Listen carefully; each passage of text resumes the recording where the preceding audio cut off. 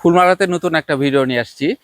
আজকের ভিডিওটা আমি করার জন্য অনেক অনেক দিন ধরে অপেক্ষা করছিলাম। সাধারণত তো আমি ঢাকার বিভিন্ন বাসার ভিডিও আপনাদের দেখাই, সেইখানে তারা কিভাবে প্রকৃতির সাথে থাকে, কিন্তু আজ আমি দেখাবো একেবারে প্রকৃতির সাথে একটা গ্রামের ভিডিও।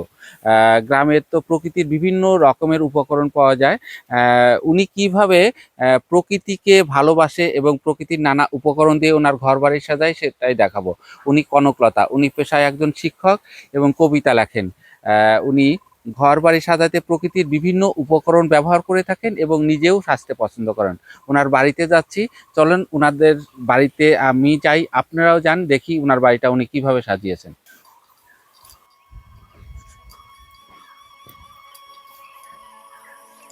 নমস্কার, আমি কনকলতা। এটা আমার বাড়ি। আমি, আমার স্বামী, ছেলে মেয়েকে নিয়ে এই বাড়িতে থাকি। সবুজ প্রকৃতি, ফুল ফল সমস্ত সমৃদ্ধ বাড়িটায় কিভাবে আমরা সকলে মিলে সাজাই। আমি প্রকৃতিকে খুব ভালোবাসি।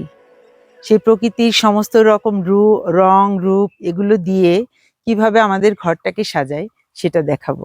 আসুন।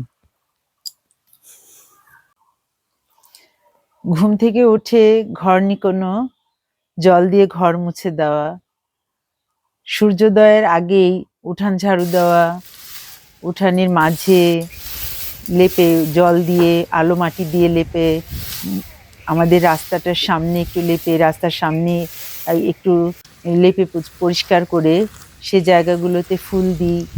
আর আলপনাটা তো আমার ভীষণ পছন্দ।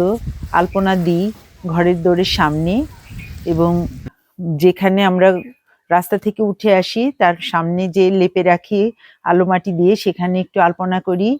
এটা পবিত্রতা, আমার কাছে খুব শুদ্ধ লাগে, মানে হৃদয় ভরে যায়, মনে হয় যে এটা করলে আমার মন আনন্দ লাগে। এই কাজগুলো আমি সকালবেলা করি। ঘরে ওঠার সময় প্রকৃতির মতো করে সুন্দর করে সাজানোর জন্য আমার বাড়িতে প্রচুর ফুল, মাটির মালসায় করে জল ভরে তাতে ফুল দিয়ে রাখি। এটা অনেক সতেজ আর সুন্দর লাগে। অনেকটা বসুমতী ধারার মতো, যেমন ফুল, আলপনা, তারপরে হচ্ছে সবুজ ঘট স্থাপন করা, তার উপরে ফুল দেওয়া, একে সিঁদুরের ফোঁটা দেওয়া, সেগুলো সাজানো। বাড়িতে তো প্রচুর নানা রকম ফুল আছে, ওগুলো তুলি, সেগুলো দিয়েই আমি আমার প্রকৃতির মতো করে ঘর সাজিয়ে নিই। আলপনা আমার ভীষণ পছন্দের। এটা আমি যে কোনো সামাজিক অনুষ্ঠান, ধর্মীয় অনুষ্ঠান, আচারবিধিতে এইটা ব্যবহার করি। ঘর থেকে বেরোন সাধারণ যে আলপনাগুলো দিই সেটা হচ্ছে কোনো অনুষ্ঠান ছাড়া প্রতিদিনের যেটা, সেটা হচ্ছে ঘর থেকে বেরোনোর সময়, ঘরে ঢোকার সময় ছোট্ট একটা আলপনা দিই, পূজার ঘরের সামনে ছোট্ট একটা আলপনা দিই, আর হচ্ছে উঠানের মাঝে, আর বাড়িতে ওঠার সময় রাস্তার মাঝে যে মাটি দিয়ে, আলো মাটি দিয়ে যে লেপা জায়গাটুকু রেখে দিই, ওইখানে আলপনা দিয়ে সাজিয়ে দিই। আলপনা তো অনেক রকম হয়। আলপনার সৌন্দর্য হচ্ছে সময় বুঝে, সময়োচিত, বিষয়ের উপর নির্ভর করে। যেমন বছরে তো কয়েকবার আমরা বড় করে আলপনা দিই। এটা হচ্ছে লক্ষ্মী পূজার সময় অনেক বড় করে পদ্ম এঁকে চারিদিকে সারি সারি প্রকৃতির যে সমস্ত বিষয় আছে, যেমন ফুল, তারপরে হচ্ছে লতা পাতা, শঙ্খ, আর হচ্ছে কলাছড়ি, কলা বউ, প্রজাপতি, এগুলো দিয়ে দিয়ে পাতা এঁকে আলপনা দিই। আর বিয়ে বাড়ির যেমন আলপনা দিই, সেটা এরকম বিয়ে বাড়ির আলপনাটাতে আমি রাখার চেষ্টা করি, প্রজাপতি রাখি, ছোট ছোট পুতুল তৈরি করি, এবং বৃত্ত, ত্রিভুজ, এগুলোর সমন্বয়ে ওইটাকে আবার ফুলের মতো করে এঁকে দেওয়ার চেষ্টা করি। কোনো আলপনাটা হয় চৌকো, আবার কোনো আলপনা হয় গোল। আরেকটা হচ্ছে যাত্রা কলস বলে এটা। যাত্রা কলসের ভিতরেও সুন্দর সুন্দর আলপনা থাকে। অনেকটা আমাদের এই ইসের মতো আসন যেমন তৈরি করি, আসন সেলাই করি উল দিয়ে, ছোট ছোট করে ফুল তৈরি করে করে, ওরকম খোপ করে করে আলপনা দিই।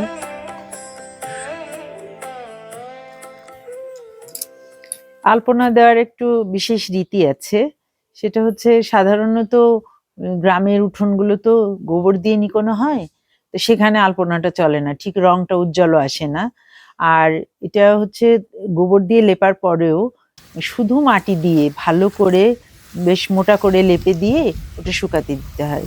উঠানটা বেশ করে শুকিয়ে গেলে তারপর চালের গুঁড়া তার সঙ্গে একটু জল দিয়ে ভিজিয়ে রেখে খুব সূক্ষ্ম নরম সুতি কাপড় দিয়ে এই আলপনাটা দেওয়া হয়।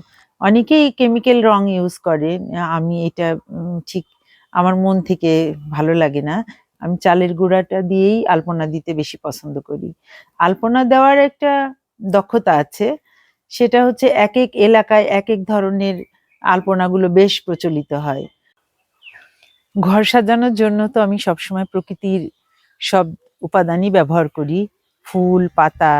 যেমন আমাদের বিয়ের অনুষ্ঠান রিচুয়ালগুলোতে কিন্তু ওই ছাদনাতলা সাজানো হয় এরকম রশি সুতার সঙ্গে আমের পাতা, তারপর ফুল দিয়ে এরকম কলকার মতো করে তৈরি করে সেটা বেঁধে ফল দিয়ে দিয়ে এগুলো দিয়ে চারিদিকে করা হয়। এছাড়া পূজা পার্বণ পহেলা বৈশাখের অনুষ্ঠান আমরা ঘরের সামনে দিয়ে ঝালর সাজিয়ে দিই। তাছাড়া এমনি নিয়মিত যে সাজানোগুলো সময় পেলেই এরকম পাতা দিয়ে কলকা তৈরি করে আমের পাতা কিংবা পাতাবাহার পাতা, বিভিন্ন রকম ফুল আমার লাগানো গাছে, সেই ফুলগুলো যখন যে গাছ বেশি ফুল ফোটে সেই ফুলগুলো ব্যবহার করে মালার মতো করে গেঁথে গেঁথে সেটা দিয়ে ঝালর তৈরি করে দিই। আর এটা দিয়েই আমি ঘর সাজাই, ঘরের সামনেটা এবং ছাদনাতলার সামনে যে বিয়ে বাড়ির চারিদিকে মঞ্চ তৈরি করে সেরকম, আর এমনি ঘরের সামনে ঘরে উঠতে যে শোভা, এমন সজীব লাগে, অনেকটা পবিত্র মনে হয়। আমি শুধু বাড়ি সাজাই না ফুল দিয়ে, নিজেকেও সাজাই। এই যে করবী ফুল, এই যে রঙ্গন, এ আমার নিজের হাতে লাগানো গাছের ফুল, এটা দিয়ে আমি নিজেকেও সাজাই। আর বড় বড় ফুল বেশি পছন্দ করি, সেই ফুলগুলো দিয়ে আমি খোপায় ফুল পড়তে সবসময় ভালোবাসি। এটা নিয়ে একটা বিশেষ কথা আছে, সেটা হলো গাছে যে যখন গোলাপ ফুটে থাকতো কিংবা বড় ফুল ফুটেছে, আমি যদি কখনো ফুল মাথায় না দিই কিংবা আলতা না পরি, আমার শাশুড়ি মা বেশ একটু বেজারি হতেন, বলতেন যে এত ফুল ফুটে আছে ওদের সাথে তো তুমি একটু কথাও বলো না, ওই ফুলগুলো তো চেয়ে বসে আছে, বউটা একটু আমারে খোপায়ও দিল না। উনি নিজেও ফুল পড়তে পছন্দ করতেন। আমি বাইরে থেকে এসে প্রায়ই দেখতাম পান খাচ্ছেন, পান চিবুচ্ছেন, খোপাতে একখানা ফুল গুজে বসে আছে, পায়ে টুকটুকে করে আলতা দিয়ে বসে আছে। এই সাজগুলো গ্রামীণ সাজ, অনেক মজার, অনেক আনন্দের। আর নিজেকে যে গড়িয়ে রাখা, যেমন লক্ষ্মী লক্ষ্মী একটা ভাব, এই ভাবটা থাকে। আর সঙ্গে যদি পান চিবোনো যায় তো আরো মজার হয়। ঘর সাজানোর জন্য আমি আরেকটা বিশেষ উপকরণ ব্যবহার করি, সেটা হচ্ছে লক্ষ্মীসরা। আমাদের এই অঞ্চলগুলোতে অঞ্চলভেদে বিভিন্ন জায়গা বিভিন্ন রকম লক্ষ্মীসরা পাওয়া যায়, গাজি পট পাওয়া যায়। তো লক্ষ্মীর সরাগুলো আমি ব্যবহার করি, সেখানে আবার আলাদা থিম থাকে। যেমন রাধাকৃষ্ণ চিত্র কিংবা দুর্গা চিত্র কিংবা লক্ষ্মী নারায়ণ, শুধু লক্ষ্মী, এরকম আবার দুপাশে থাকে, মাঝে নারায়ণ, দুপাশে লক্ষ্মী আর লক্ষ্মী ছবি দিয়ে আঁকা থাকে। এই শিল্পীরা, কুমোর শিল্পীরা এত চমৎকার করে খুব ৩-৪টা কি ৫টা উপরে রং ব্যবহার করে, সাদা কালো নীল হলুদ, এগুলো দিয়ে এত চমৎকার করে ছবি অঙ্কন করে ছোট্ট ছোট্ট সরাগুলোর উপরে। এগুলো পূজার সময় যখন ব্যবহার করা হয় ওগুলো আমি রেখে দিই, সংরক্ষণ করে রেখে ঘরে দেয়াল চিত্র হিসেবে ওগুলো ব্যবহার করি। আর এগুলো আমাদের সংস্কৃতির ঐতিহ্য বংশ পরম্পরায় ধরে রাখে এবং অনুষ্ঠানগুলোর ঐতিহ্য লালন করে। আর আমাদের মননে সাহিত্যে যে বিভিন্ন ধারা, যেমন পাল মশাইরা একরকম ব্যবহার করছে, আমরা সাধারণ ঘরে আবার আরেক রকম ব্যবহার করছি, এই চিত্রগুলো আমার সংরক্ষণ করতে খুব ভালো লাগে। হ্যাঁ, যে কথাটা বলছিলাম যে প্রকৃতির মতোই প্রকৃতি নির্ভর হয়েই থাকতে পছন্দ করি। আমার মাটির বাড়ি, মাটির ঘর, আমি শাশুড়ির আমল থেকে যে সমস্ত জিনিসগুলো পেয়েছি তার থেকে সেগুলো ধরে রাখার চেষ্টা করি।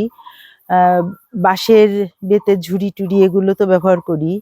আর ওনার হাতে পাওয়া পাটাপোতা, মানে শিল নোড়া যাকে বলে, সেটা তো মশলা বাটা। আর ঢেঁকি তো এখন ব্যবহার করা হয় না, কিন্তু তার পরিবর্তে আমি হাম্বল দিস্তা ব্যবহার করি, এটা লোহার তৈরি। বেশ বড় বড় চালের গুঁড়ি করা, মশলা তৈরি করা, এগুলো কাজে ব্যবহার করি। আমাদের আশপাশে সবার যদি অনুষ্ঠান বেচে, অন্য কোনো কিছু দরকার হয়, এখান থেকে নিয়ে যায়। তাদেরও আছে সংগ্রহ, কাছে কাছে যারা আছে ওরা নিয়ে যায়, এগুলো ব্যবহার করি। আর আমি টুকটাক একটু গান গাইতেও ভালোবাসি, একটু হারমোনি, একটু ডুগি, তবলা করা, কাছাকাছি যাওয়া প্রকৃতির কাছে থেকে। আর এই প্রকৃতির যে সুমধুর পাখির কলতান, তো আমার ভীষণ পছন্দের। আর আশ্চর্যের বিষয় হচ্ছে আমি প্রকৃতির সাড়া পাই, নেগেটিভ পজিটিভ দুইটা, পাখির কাছ থেকেও গাছ থেকেও। এগুলো আমার খুবই পছন্দের। হয়তো আমি নিজের হাতে লাগাই, ওদের সন্তানের মতো যত্ন করি বলেই ওরা আমার সঙ্গে কথা বলে। আমি নিজেকে প্রকৃতির মেয়ে বলে দাবি করি। আসলে আমরা প্রকৃতি থেকে দূরে যাওয়াতে অসুখ বিসুখ, রোগ শোক যেন বেড়েই চলেছে। তো আমি চেষ্টা করি প্রকৃতির মধ্যে থেকে এই যে প্লাস্টিক জাতীয় জিনিসগুলো এড়িয়ে চলার জন্য। আর যেমন অনুষ্ঠান বাড়িতে বিভিন্ন রকম দইয়ের মালসা টালসা, এগুলো কিন্তু আমি আবার রিউজ করি। এগুলো রেখে দিয়ে আবার নতুন করে তাতে মাটি ভরে সুন্দর সুন্দর করে টব মতো করে ব্যবহার করি, ফুল গাছ লাগাই বাড়ির সৌন্দর্য বৃদ্ধির জন্য। আবার এগুলো আবার এরকম করি, চারা তৈরি করি।